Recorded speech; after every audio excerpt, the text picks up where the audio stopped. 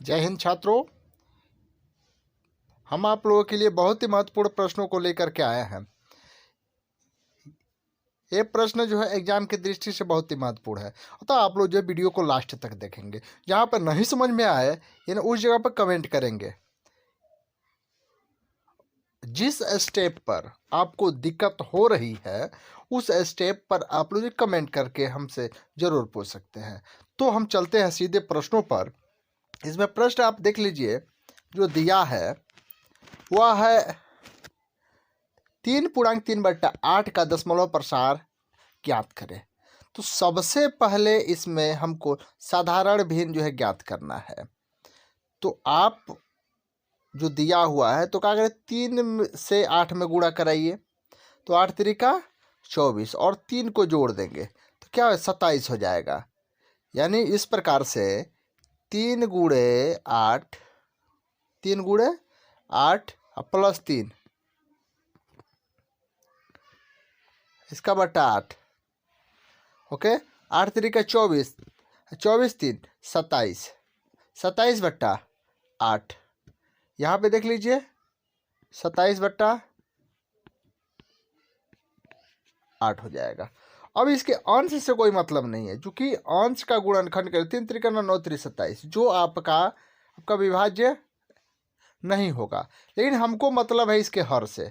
अब हर में देख लेंगे 8 है, जब हम 8 का गुणनखंड करेंगे, जब हम 8 का गुणनखंड करेंगे तो हमारे पास जो उपलब्ध होगा, मान लीजिए 27 बट्टा 8 है, तो 8 का गुणनखंड करेंगे 2 गुणे 2 गुणे 2, 2 गुणे 2 गुणे 2, यानी 2 आपका 3 बार आ गया। 2 आपका कितना बार आया है? 3 बार आया है।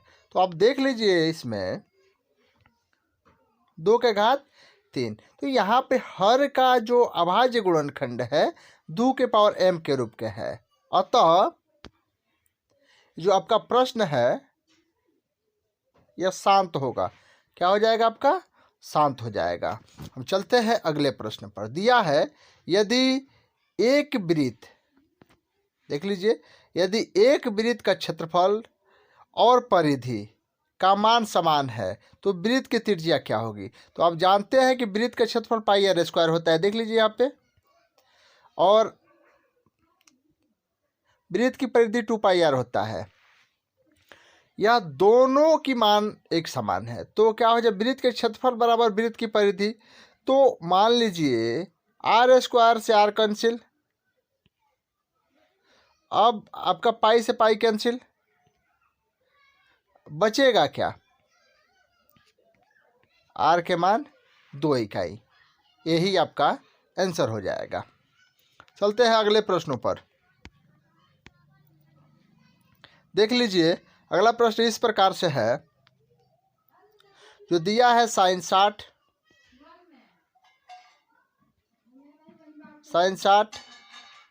cos 30, तो माइनस करना है cos 60 sin 30 का मान ज्ञात करें। तो आप बताओ कि sin 60 का मान होता है √3/2, √3/2, और cos 30 का भी मान होता है √3/2।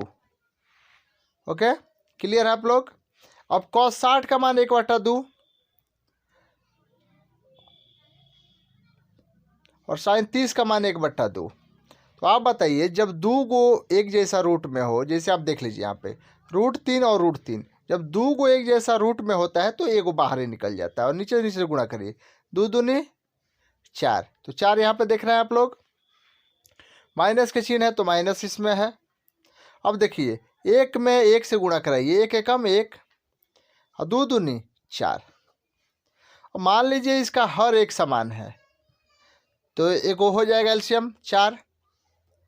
तो जब नीचे वाला हर एक समान होता है तो ऊपर वाले अंश आसानी से घट जाता है। 3 में से 1 घटाइए, क्या है? 2 हो जाएगा। अब 2 दूनी 4, यानी 1/2 आपका आंसर हो जाएगा। चलते हैं अगले प्रश्नों पर, जो इस प्रकार है, द्विघात बहुपद ज्ञात करें जिनके शून्यकों का योग 4 तथा गुणनफल 3 है। देख लीजिए प्रश्न संख्या 24 है। तो यहाँ पे दिया है शून्यकों का योग यानी alpha plus beta. Alpha plus beta का मान दिया है 4 और अल्फा इंटू बीटा का मान 3 दिया है। तो आप बताइए कि द्विघात बहुपद का जो सूत्र होता है वह द्विघात बहुपद x square minus alpha plus beta into x और अल्फा इंटू बीटा। तो एक्स स्क्वायर तो आपका है ही, उसके माइनस आपके सूत्र में है तो आप लिखेंगे माइनस सूत्र। उसके बाद से अल्फा प्लस बीटा का मान 4 है तो अब 4 लिखो। एक्स आपके सूत्र में है यहाँ पे तो आप लिख लिए सूत्र। उसके बाद से प्लस आपके सूत्र में प्लस है तो आपका प्लस लिखेंगे। Alpha into beta, alpha into beta की जगह पर आप रखेंगे 3। तो यही आपका जो है सूत्र हो जाएगा x square minus 4x plus 3। चलिए अगले प्रश्नों पर हम चलते हैं जो इस प्रकार है।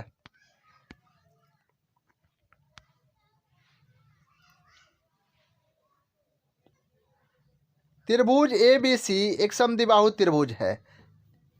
समद्विबाहु त्रिभुज है जिसका कोण C समकोण है। तो हमें सिद्ध करना है AB स्क्वायर बराबर 2AC स्क्वायर। यहाँ पे आप आकृति देखिए, ये समकोण त्रिभुज है A B और C न्यून कोण है, स्पष्ट कर दिया है। तो एक बात ध्यान रखिए, एक इसमें दिया है उसको लिखेंगे। त्रिभुज ABC एक त्रिभुज है जिसमें AC बराबर BC, यानी यह AC बराबर BC। तब हम चलेंगे पाइथागोरस प्रमेय से। पाइथागोरस ने कहा था कि कर्ण स्क्वायर बराबर, यह कर्ण है, जो कर्ण के मान है वो AB है, तो AB स्क्वायर बराबर लंब स्क्वायर प्लस, यह लंब है, लंब स्क्वायर प्लस आधार स्क्वायर। तो आधार आप देख लीजिए नीचे है, अर्थात AB स्क्वायर बराबर AC square plus BC square.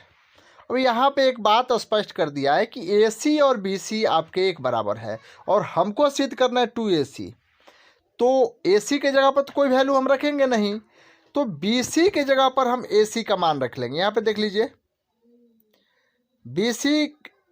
AC बराबर BC है, तो AC की जगह पर हम रखेंगे तो एक और AC हो जाएगा, एगो AC और एगो AC कौन हो जाएगा, 2AC हो जाएगा, यानी AB स्क्वायर बराबर 2AC स्क्वायर। इसी को क्या सिद्ध करना था, सिद्ध हुआ। चलिए अगला प्रश्न इस प्रकार से है। AP 9, 13, 17, 21 का 20वां पद ज्ञात करिए। यहाँ पे देखिए कर 20वां पद, इससे यह स्पष्ट होता है, अगर मान लीजिए nवां पद कहता है तो उसमें जो सूत्र लगता है an equal to A plus n minus 1 common difference D। तो यहाँ जहाँ से सवाल शुरू होता है, जैसे मान लीजिए 9 से शुरू हुआ है तो 9A का मान हो जाएगा, और जो हमका D निकालते हैं तो क्या दूसरे पद में से हमका पहले पद को घटाते हैं। तो मान लीजिए 13 दूसरा पद है और आपका 9 क्या है, पहला पद है, तो 13 में से 9 घटाइएगा तो 4 जो है D हो जाएगा, यानी सर्वंतर का मान हो जाएगा 4। अब सूत्र लगाइएंगे, क्योंकि हमको निकालना है 20वां पद, तो लिखेंगे A 20वां पद, A 20वां पद बराबर A की जगह पर 9 है तो 9 लिखेंगे, प्लस n की जगह पर 20 है तो 20 लिखेंगे। जहाँ पे n है उसके जगह पर हमको क्या लिखना है, जहाँ पे n है उसकी जगह 20 लिखना है, तो -1। अब मान लीजिए 9 प्लस 20 में से आप घटाइए 1 को तो 19 हो जाएगा, और D का मान 4 है तो 19 चौका 76, 19 जब इसमें से घटाएंगे आप तो 19 आएगा, और D का मान 4 है तो 4 से गुणा होगा, 19 चौक 76, और A का मान 9 है तो 9 आप लिखोगे। अब इसको आप जोड़ो तो आंसर क्या हो जाएगा आपका 85 हो जाएगा, यानी 76 को और 9 को जोड़िएगा तो क्या हो जाएगा आपका 85 हो जाएगा। चलिए हम अगले प्रश्नों पर चलते हैं।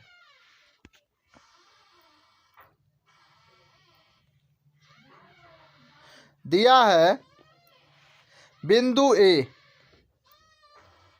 -5,4, बिंदु बी 7,-8।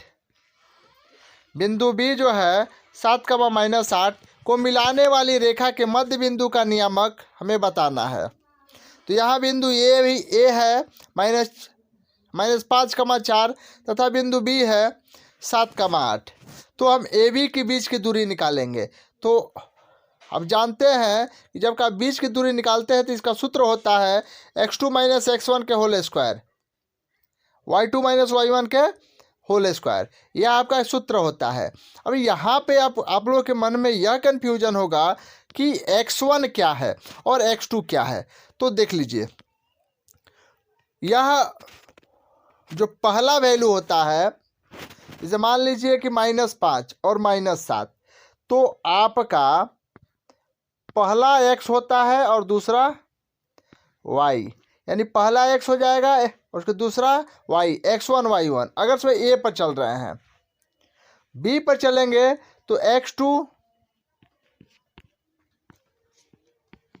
और y2 हो जाएगा, x2 x1। तो x1 की जगह पर आप देख लीजिए आपका -5 है, ओके, और जो y1 है इसके जगह पर 4 है, तो आप रखोगे 4 को। x2 के जगह पर, क्योंकि आपका दूसरे बिंदु पर चल रहा है, तो x2 और y2 होगा। तो x2 का जो मान है क्या हो जाएगा, आपका 7 हो जाएगा, और y2 के मान हो जाएगा -8। अब इसको हम क्या बैठाएंगे, हम यहाँ अब देख लेंगे कि x1 के मान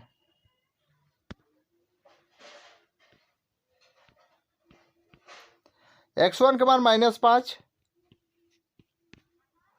x2 के मान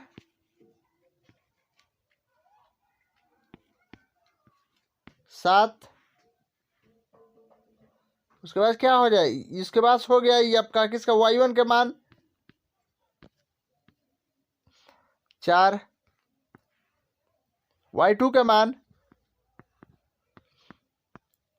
-8 हो गया। y2 का मान, x1 के मान -5, x2 का मान 7।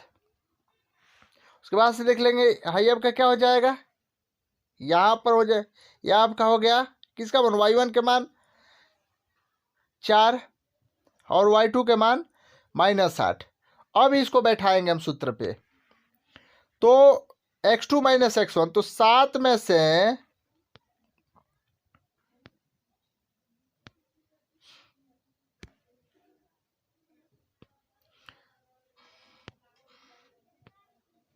अब 7 में से घटाएंगे, अब 7 में से घटाइए -5 को, चूंकि 7 और -5 एक तो माइनस आपके सूत्र का है, और x1 के मान -5 है, तो माइनस माइनस प्लस हो जाएगा, माइनस माइनस प्लस। देखिए यहाँ पे 7 है, उसके बाद +5 है, तो अब जोड़िए 7 5 12, क्या हो जाएगा 12, यहाँ पे हुआ है। अब देख लें दूसरा, -8 और -4, तो -12 हो जाएगा, यहाँ पे देख लीजिए। और 12 का वर्ग करिएगा तो 144 होगा, और फिर 12 का वर्ग करेंगे तो 144 हो जाएगा। अब दोनों को जब जोड़ेंगे तो 288 हो जाएगा। अब इसका का गुणनखंड करिए, तो 2 तो आपका हो गया या, और उसके 44 का जो वर्गमूल होगा वो आपका 12 हो जाएगा, तो 12√2 वर्ग इकाई, यही आपका आंसर हो जाएगा। चलिए अगले प्रश्न में,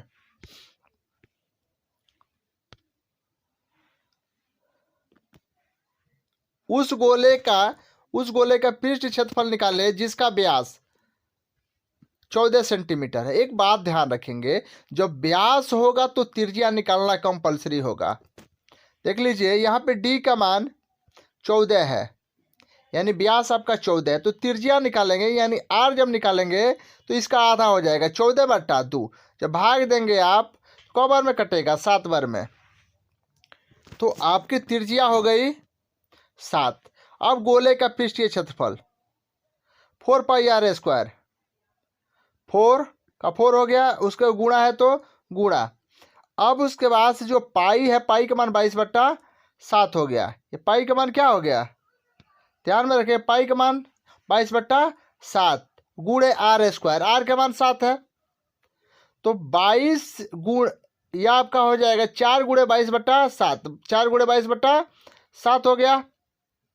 अब यहाँ पे देखेंगे जब 7 का वर्ग है, जब 7 का वर्ग है तो 7, 7 गुणे 7, 7 सत्ते 49, 49 गुणे 22 गुणे 4, उसके बाद से बट्टा 7 हो जाएगा। आप देख लीजिए, इसको कटा दीजिए, 7 से 7 क्या हो गया, कैंसिल हो गया। अब आपके पास बचा 22, 4 और 7, क्या हो जाए, 22 चौका 88, 88 गुणे 7 यानी क्या हो जाएगा 616 सेंटीमीटर। यही आपका आंसर हो जाएगा। चलिए अगले प्रश्नों पर चलते हैं, जो बहुत ही महत्वपूर्ण प्रश्न है।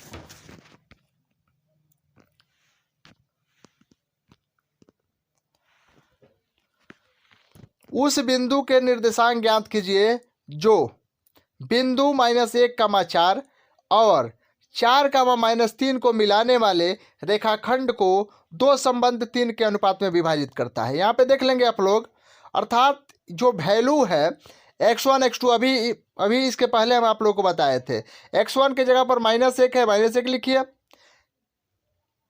जो y1 है उसके जगह पर 7 है तो 7 लिखिए, x2 का मान 4 है 4 लिखिए, और y2 का मान -3 है -3 लिखेंगे। जो विभाजन बिंदु होता है इसको m और n मान सकते हैं, चाहे m1 और m2 भी आपका मान सकते हैं। तो मान लीजिए x1 के जगह पर आपका -1 है तो x1 का मान -1 हो जाएगा, और जो y1 है इसके जगह पर 7 है, क्या हो जाएगा, y1 का मान हो जाएगा 7 हो जाएगा। x2 के जगह पर 4 है तो आपका 4 हो जाएगा x2 का, और जो y2 है इसके जब -3 है तो -3 हो जाएगा। अब हम आगे चलते हैं, यहाँ पे देख लेते हैं।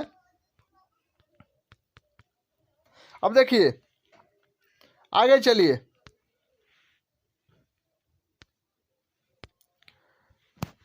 कलर बदल लेते हैं, देख लीजिए यहाँ पे। तो अब विभाजन सूत्र से चलते हैं। तो पहले हम x वाले वैल्यू को निकालेंगे, हम x वाले वैल्यू को निकालेंगे तो mx2, m का जो विभाजन बिंदु m है इसका मान 2 है तो इसके जगह पर 2 लिखोगे आप।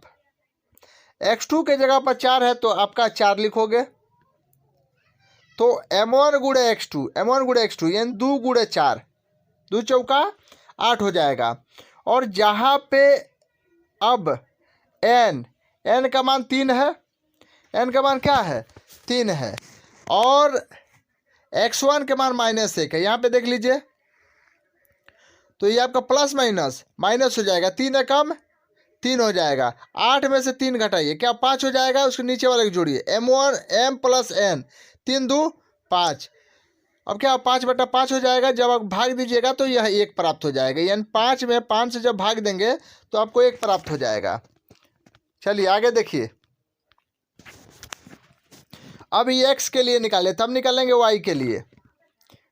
my2 + ny1, m का मान तो आपका 2 है, फिक्स है, लेकिन जो y2 के मान है वह -3 है, तो -3 आप लिखोगे, 3 दूनी 6 यानी -6 हो जाएगा आपका।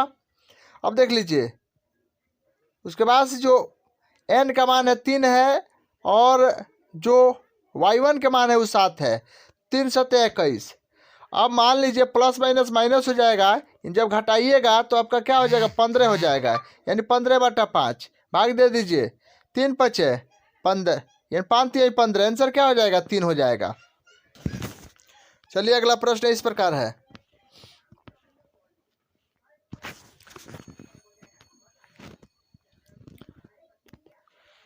समबाहु त्रिभुज ABC की भुजा 10 सेंटीमीटर तथा समबाहु त्रिभुज DEF की भुजा 5 सेंटीमीटर है, तो अब त्रिभुज ABC तथा त्रिभुज DEF के क्षेत्रफलों के अनुपात ज्ञात करें।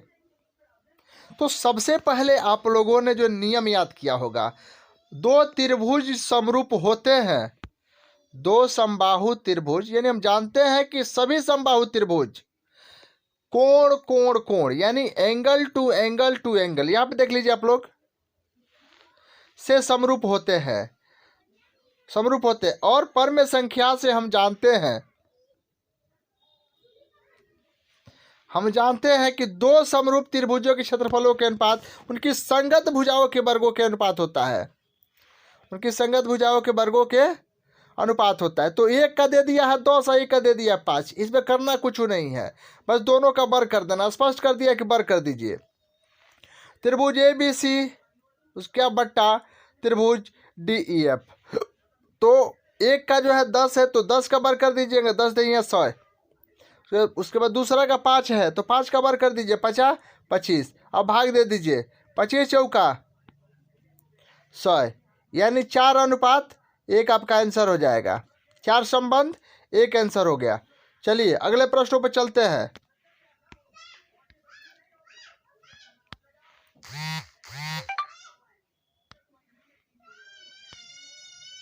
देखिए, यदि दिया है sin A बराबर 5/7, हम जानते हैं कि sin थीटा बराबर होता है लंब बटा कर्ण, यानी P/H।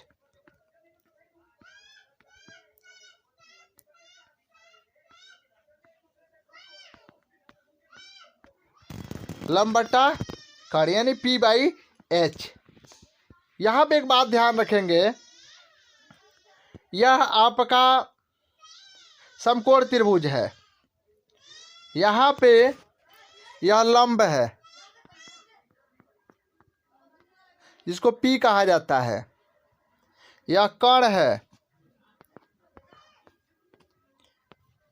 जिसको H कहा जाता है, और यह B है नीचे वाला जिसको आधार कहा जाता है। तो यहाँ पे लंब भी दिया है और कर्ण भी दिया है, हमें निकालना क्या है, आधार। तो आधार निकालने का सूत्र होता है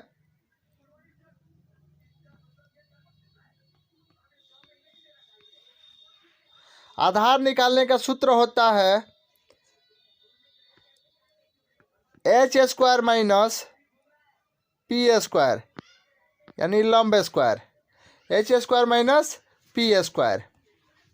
यहाँ पे आप देख लेंगे जो आधार है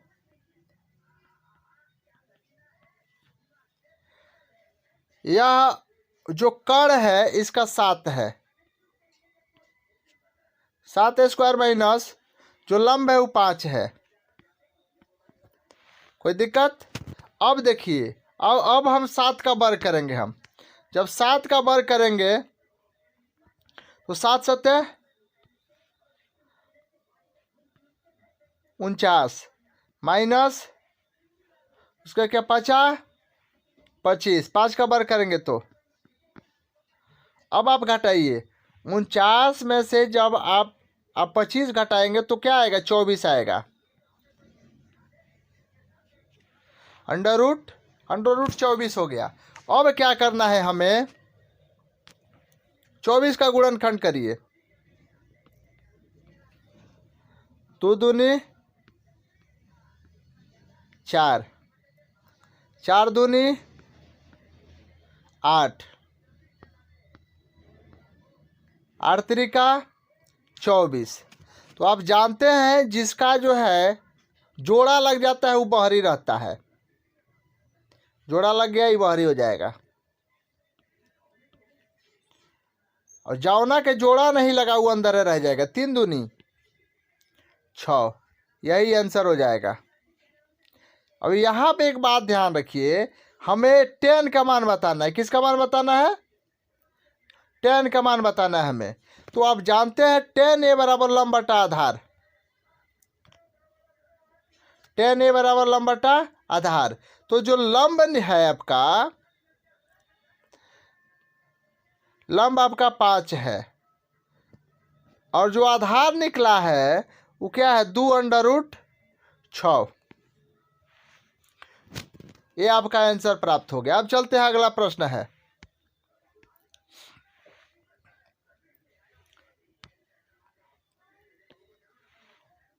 यूक्लिड विभाजन एल्गोरिथ्म का प्रयोग करके 867 और 255 का महत्तम समापवर्तक निकालें। एक बात आप ध्यान रखेंगे, यह जो है गुणनखंड है, माने वही आपका जो है दोनों मेथड है और यह भी वही है। सबसे पहले यहाँ पे एक बात ध्यान रखना होता है, जो अंक छोटा होता है, जैसे मान लीजिए कि 867 में 867 और क्या 255 में आपका जो छोटा अंक है क्या 255 है, तो जो अंक छोटा रहता है वह बाहर हो जाता है। देख लीजिए अब हमें करना क्या है, यहाँ पे देख लीजिए कि 255 से 255 में कितना से आप जो गुणा करिएगा कि आपका 867 आएगा, तो 867 तो आएगा नहीं। जब 867 नहीं आएगा, इस कंडीशन में हम इसको क्या करेंगे, 3 बार में कटाएंगे, 3 बार गुणा करेंगे, तो गुणा करने पर हमारा आ जाएगा 765। अब क्या करिए, 7 में से 5 घटाइए, 2 आएगा, 6 में 6 घटाइए, 0 आएगा, 8 में 7 घटाइए, 1 आएगा। अब आपके पास 102 और क्या 255 हो गया। करना क्या है अब आपको, अब क्या करना है कि 102 से 255 में भाग देना है। तो अगर जो 3 बार पढ़ेंगे तो 306 हो जाएगा, अतः इसको 2 बार में कटाएंगे। 102 दूनी 204 यहाँ पे है। अब 255 में से जब क्या करेंगे, 204 को घटाएंगे तो हमारे पास 51 मिल जाएगा। अब 51 से इसमें भाग दीजिए, 51 दूनी 102, तो जिस अंक से आपका जो कट जाता है वही आपका HCF हो जाता है, वही आपका क्या हो जाता है, HCF हो जाता है। तो 51 से कटता है HCF क्या हो गया,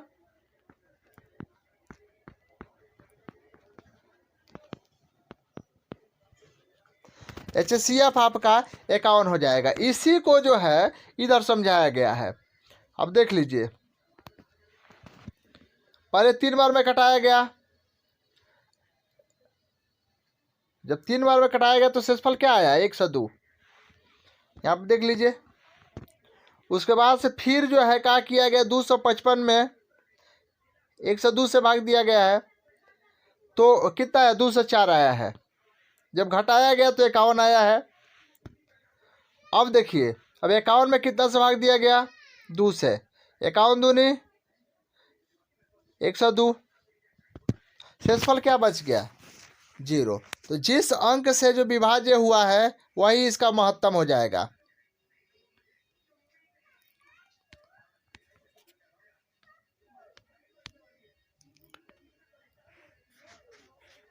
नमस्कार, अंत तक जो वीडियो देखने के लिए, अगर हमारा वीडियो अच्छा लगा हो तो हमारे चैनल को सब्सक्राइब कर लेंगे। इसके आगे जो है हम अगले दिन वीडियो बना करके अपलोड करेंगे। तब तक के लिए धन्यवाद। यानी आप हमारे चैनल पर बने रहें।